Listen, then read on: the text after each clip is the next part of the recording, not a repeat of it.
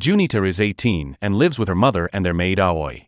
She is wealthy and known for her looks. The story opens with Junita talking with Aoi. During the conversation, Aoi tells the ugly duckling tale. She explains how the duckling is rejected for being ugly but later becomes a beautiful swan. Junita interrupts and says the duck deserves to be expelled. Aoi disagrees and says every girl has her own kind of beauty. And so her own lesson begins. This is Ugly Duckling series, Perfect Match. The scene shifts to Junita's daily life. She posts photos on social media and has many followers. She has a rich and handsome boyfriend and a loyal group of friends. People often call her the luckiest girl. Back in the room, Junita hands her phone to Aoi and asks for a photo. She tells Aoi to avoid making her look fat. Junita uploads the photo to Instagram. Later, her boyfriend arrives to take her on a date. They take a picture together and post it online before leaving. 1, 2, 3. After returning home, Junita checks the comments. Some users say her face looks big. She feels uneasy and calls her boyfriend. He brushes off her concern because he is seeing another girl. ลูกหมูไม่ต้องกังวลนะคะหนูสวยอยู่แล้วอายุแค่นี้เนี่ย Junita decides to start a strict diet. A few days later, her boyfriend invites her out again. She proudly tells him she has lost weight. They celebrate with cake. While she eats, he secretly takes her photo and uploads it. Negative comments appear again. Junita shares her worry in a group chat with her friends. They suggest a thread lift, which she initially refuses. After their repeated encouragement, she changes her mind and agrees. She goes through with the procedure and returns home, but soon her face breaks out with many pimples. She rushed back to the clinic. The doctor explained that the injection marks were infected by tap water, a rare complication. He said the acne would heal in about a year with regular treatment. At home, Junita's mother worried about their upcoming social events where many people would see her. Junita invited friends to go out, but they declined after hearing about her skin condition. Her boyfriend visited that afternoon. Shocked by her appearance, he asked her to keep some distance. He said he planned to study abroad and wanted to break up for a year so he could focus on school. He promised not to date anyone else and urged her to continue treatment. Heartbroken, Junita cried after he left. Aoi comforted her, saying she cared deeply for her. Junita still felt unloved. That night she posted on Facebook, calling herself the most unlucky girl. A reply came from a user with a duck profile picture. The person asked why she was so sad about her looks when others faced worse struggles. They sent a link to the Ugly Duckling Club, a forum for people who feel unattractive but stay confident. Junita clicked the link, joined the forum, and shared her insecurities. The next day she left the house with her face covered by a scarf. Strangers stared at her unusual appearance. Meanwhile, her post on the forum drew many supportive responses. One member suggested a clinic in a remote area. Junita told her mother she wanted to visit the clinic and continue her studies in that area. At first her mother refused, but Junita insisted. Nervous, her mother agreed on the condition that Aoi would go with her. Excited, Junita packed for the trip. A forum member advised her to pose as a poor girl to experience a normal life. She liked the idea. They traveled to the region and visited the campus. While walking around, a male senior named Suya greeted Junita and asked her to remove her scarf, but she declined. Assuming she was simply shy, he guided her to the new student introduction where she met B, a student who admired Suya. The welcoming ceremony was lively and crowded. Although many students and seniors found Junita odd for keeping her face hidden, they still treated her kindly and made her feel welcome.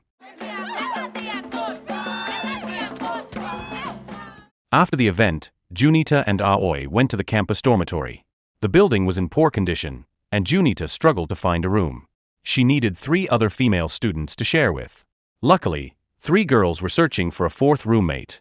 One of them, Ning, invited Junita to join. Relieved, Junita quickly registered to share the room with them. When they entered the dorm, the space looked run down. While sharing snacks, Junita removed her scarf. Her 3 roommates immediately asked about her skin. Junita looked uneasy, and Ning stepped in to comfort her. They continued chatting, but when Junita later went to the toilet, she overheard 2 of the girls complaining to Ning. They worried that her condition might be contagious. The next day, Junita attended the campus introduction wearing sunglasses and a scarf to hide her face. While she talked with B, a senior leading the orientation called her to the front and asked her to remove the glasses and scarf. Frightened, she began to cry. Suya, one of the seniors, walked over to calm her. He asked if she had a medical reason for covering her face. When she said no, he gently encouraged her to remove the scarf and glasses. Junita followed his advice.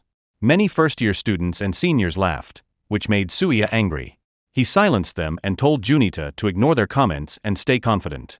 His support only made her cry more, and she ran out of the event. Suya followed and found her sitting alone in the campus garden. He offered his handkerchief and promised to be her friend. At the end of the orientation, the seniors revealed a surprise. One senior had posed as a first-year student to observe the newcomers, and the spy turned out to be Ning. Junita was shocked to learn her roommate was actually in her third year. Another revelation followed. Ning and Suya were dating and lived together in an off-campus apartment. With those surprises behind her, Junita soon settled into life as an ordinary student on the edge of town. During class, the lecturer asked everyone to share a tourist spot they had visited. Junita described a large shopping center in downtown Bangkok, listing luxury brands and popular restaurants. The lecturer grew irritated and told her to present a real tourist site the next day. After class, Junita sat alone in the campus park, upset about being scolded. Suya found her and listened to her complaint. He laughed and reminded her that as a tourism student she should talk about actual attractions, not malls. His reaction encouraged her to research proper destinations for the next class. That night heavy rain poured down. Power went out in the dorm, and water leaked into their room. With no other rooms available, Junita and two friends decided to stay elsewhere. Junita called Ning to ask if they could sleep at her apartment. Ning agreed. At the apartment, Junita met Suya again. He asked Ning for permission to leave for work. Junita learned that Suya worked while studying because of his limited finances. A few days later, Junita and her friends planned to have lunch together. On the way, Suya's motorbike broke down and his sandals snapped. He tried to fix them, but Ning threw the sandals away and scolded him for being stingy. Suya lost his temper, saying she already knew about his financial struggles. He told her to buy him new sandals since she came from a wealthy family. Ning walked away in anger. Suya still went to lunch with Junita and the others. While eating, he worried he had gone too far. Junita explained that Ning was only concerned for him. Her words eased his frustration. He pulled out his old phone and called Ning to apologize. Soon after, they reconciled. The next day, Aoi helped Junita move into the apartment next to Ning and Suya while the dorm room was repaired. Later they went shopping at a supermarket and unexpectedly saw Ning with another man. Junita tried to stay out of sight, but she and Aoi ended up eating at the table next to Ning. They overheard the conversation and learned that the man was Tot, Ning's fiancé, chosen by her parents. Ning's family did not know she was still dating Suya. Even though Junita kept her head down, Ning noticed her and quickly left the restaurant. Back at the apartment, Junita felt a growing attraction to Suya, especially after hearing that Ning might be seeing someone else. The next day Junita and B met Suya at his part-time job as a cashier in a DVD rental shop. Junita asked if he had ever thought about being unfaithful to Ning. He misunderstood at first and thought she was testing his loyalty. He explained that he had little money and believed anyone who stayed with him must be sincere. Later, while drinking with friends, Suya shared more about his life. His parents had died, and he had grown up in a temple. He studied and worked to support himself. The story moved Junita, and without thinking she held his hand. He accepted the gesture. Time passed until Junita met Ning on the apartment stairs. Ning pulled her aside to talk about what Junita had overheard at the restaurant. Ning admitted she had known Tot for a long time because their families were close. Her parents disapproved of Suya, believing he had no future. They wanted her to marry Tot, who had studied abroad and had a stable life. Ning said she felt trapped between love and security. When Junita asked if she still loved Suya, Ning gave an uncertain answer. She added that Junita would one day understand the difficulty of choosing between love and a guaranteed future. The next day Ning called Junita in a panic. She asked for help to remove Suya's belongings from the apartment before her parents and Tot arrived. Junita hurried back and with B's help, moved Suya's things into her own room. As Junita left the building she met Suya and stopped him from going back inside, explaining that Ning's parents were visiting and he should stay away. They decided to walk together and wait until the visitors left. Later, Junita and her friends joined Ning and Suya for a meal. During the conversation B joked that cheaters never stay happy, which made Ning angry enough to leave, with a confused Suya following her. B showed no regret and said women who cheat deserve it. Suya soon returned alone, unable to convince Ning to come back. They kept eating until Tot arrived. Junita and B tried to stay out of sight, but Tot walked over and greeted them. At first they thought he only wanted to say hello after meeting them at the apartment the day before.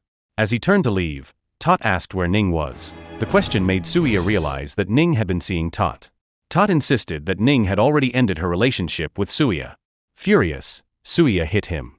He also scolded Junita and B for knowing about the affair and keeping it from him.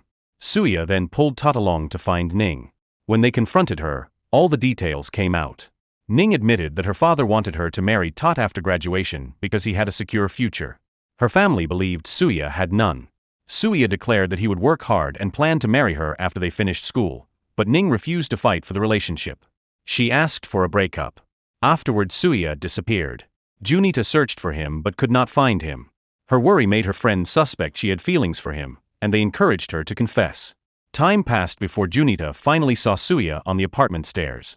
She told him she had been worried and hugged him. He said he was starting to move on from Ning and asked her to collect his belongings from Ning's apartment. Later, Junita and B visited a bookstore without knowing that Suya worked there as a cashier. He spotted them and followed Junita as she looked through the shelves. He suddenly asked if she had a boyfriend. She claimed she did, describing him as an adult who was away, but Suya soon realized she was lying. He then asked her to have dinner with him. Back at her apartment, Junita wrote about Suya on the Ugly Duckling Club forum. A user replied that she had fallen in love with him. Embarrassed, Junita closed her laptop. She blushed, finally aware of her own feelings for Suya and the start of a new love story. So the moral of the story is, never let social media comments or other people's opinions run your life, or you might end up with pimples, heartbreak, and a very long year of skin treatments.